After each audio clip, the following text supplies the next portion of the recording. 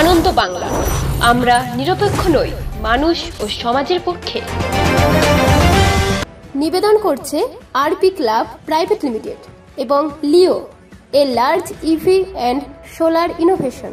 সহ নিবেদক Burdwan Unitech technical institute, যে দেয় চাকরি ও ভবিষ্যতের গ্যারান্টি।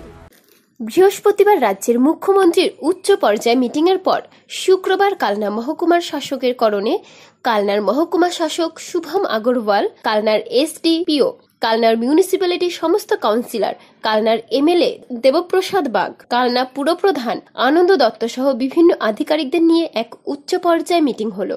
শুক্রবার প্রাথমিক পর্যায়ে মিটিংয়ে কালনা মিউনিসিপ্যালিটির বিভিন্ন ওয়ার্ডের কোথায় কোথায় জবরদখলকারী রয়েছে, হকারের পরিমাণ কেমন আছে, টোটো স্ট্যান্ড কোথায় গজিয়ে উঠেছে, তাদের পুনর্বাসন দিলে কোথায় স্ট্যান্ড করা যাবে, বিভিন্ন ওয়ার্ডে সমস্ত রিপোর্ট সংগ্রহ করা হবে। তারপর পরবর্তীকালে আবার মিটিং হবে 5 তারিখে। এই বিষয়ে কালনার বিধায়ক দেবপ্রসাদ বাগ বলেন,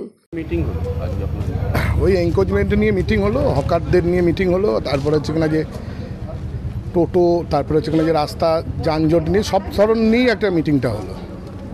এবং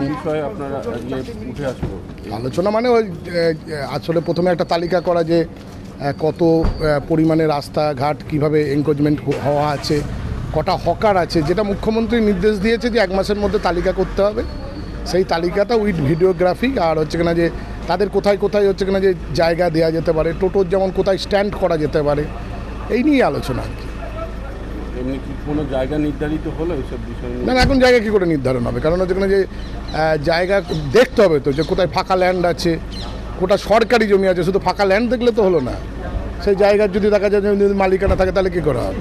প্রাথমিক পর্যায়ে প্রথম মিটিং হলো। এরপরে হচ্ছে কিনা যে কমিটি হবে, কমিটি হওয়ার পর হচ্ছে কিনা যে সেই কমিটি হচ্ছে কিনা যে কার্যকর করবার জন্য টোটাল তালিকা তৈরি করবে, এইভাবে হবে আর কি। কালনা থেকে দেবাশিস ঘোষের রিপোর্ট, আনন্দ বাংলা।